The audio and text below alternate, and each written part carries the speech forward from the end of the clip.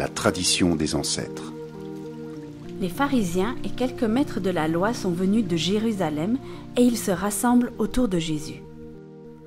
Ils voient que certains disciples mangent avec des mains impures, c'est-à-dire non lavées selon la coutume religieuse. En effet, les pharisiens et tous les autres juifs obéissent à la tradition de leurs ancêtres. Avant de manger, ils se lavent toujours les mains avec soin. Quand ils reviennent de la place publique, ils se lavent toujours avant de manger. Ils respectent aussi beaucoup d'autres coutumes qu'ils ont reçues des ancêtres. Par exemple, la façon de laver les verres, les pots et les plats. C'est pourquoi les pharisiens et les maîtres de la loi disent à Jésus : « Tes disciples ne vivent pas selon la tradition des ancêtres, ils mangent avec des mains impures. Pourquoi donc ?» Jésus leur répond : « Vous êtes des hommes faux. Ésaïe avait raison quand il a parlé de vous de la part de Dieu. » On lit en effet : « Ce peuple me respecte en parole seulement, mais son cœur est très loin de moi. Ils me font des prières et des sacrifices, mais cela ne vaut rien. » En effet, ce qu'ils enseignent avec assurance, ce sont des commandements humains. Jésus dit encore : « Vous abandonnez le commandement de Dieu, vous obéissez à la tradition des hommes. Vous êtes très habiles pour abandonner le commandement de Dieu et pour garder votre tradition à vous.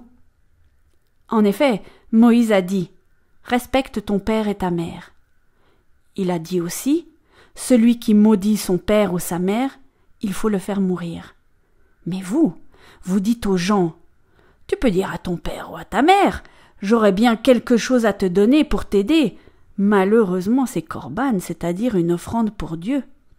Ainsi, vous leur permettez de ne plus rien faire pour leur père ou pour leur mère. Ainsi, vous vous servez de votre tradition pour supprimer la parole de Dieu. Et vous faites beaucoup d'autres choses comme celle-là.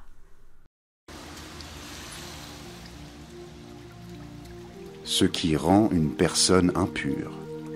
Ensuite, Jésus appelle de nouveau la foule et il dit aux gens : « Vous tous, écoutez-moi et comprenez bien ceci.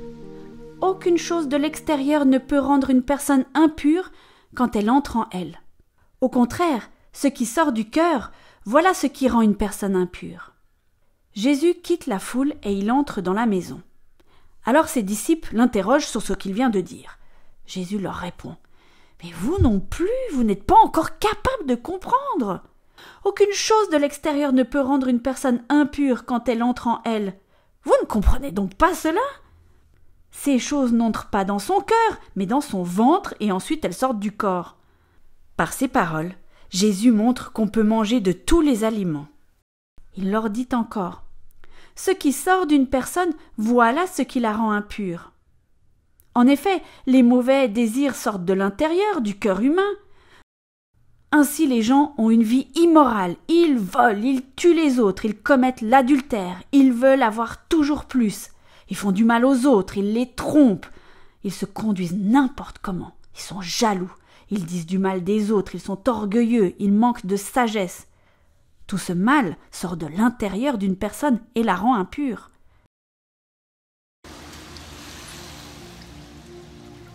Une femme non juive croit en Jésus. Jésus quitte cet endroit et il va dans la région de Tyr. Il entre dans une maison et il ne veut pas qu'on sache qu'il est là. Mais les gens l'apprennent. En effet, une femme entend parler de Jésus. Cette femme n'est pas juive, elle est née en Syrie, dans la région de Phénicie. Sa fille a un mauvais esprit en elle. La mère vient aussitôt se jeter aux pieds de Jésus et elle lui dit : « Je t'en prie, chasse l'esprit mauvais de ma fille. » Jésus lui dit : « Laisse d'abord les enfants manger leur part.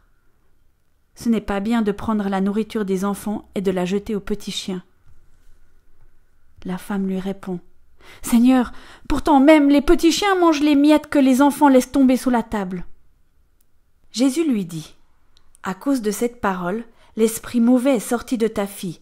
Tu peux rentrer chez toi. » La femme rentre chez elle et elle trouve son enfant couché sur le lit.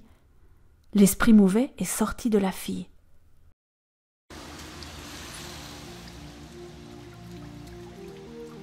Jésus guérit un homme sourd et muet. Ensuite, Jésus quitte la région de Tyr. Il passe par Sidon Il revient vers le lac de Galilée en traversant la région des 10 villes. Des gens lui amènent un homme qui est sourd et qui parle difficilement. Il supplie Jésus « Pose la main sur sa tête !» Alors Jésus emmène l'homme avec lui loin de la foule.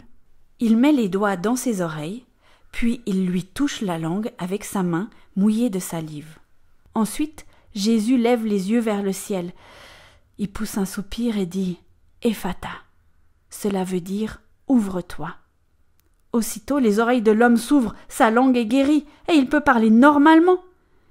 Mais chaque fois qu'il leur commande cela, les gens racontent encore plus ce que Jésus a fait. Ils sont profondément étonnés et ils disent « Tout ce qu'il fait est vraiment bien. Il fait entendre les sourds et il fait parler les muets.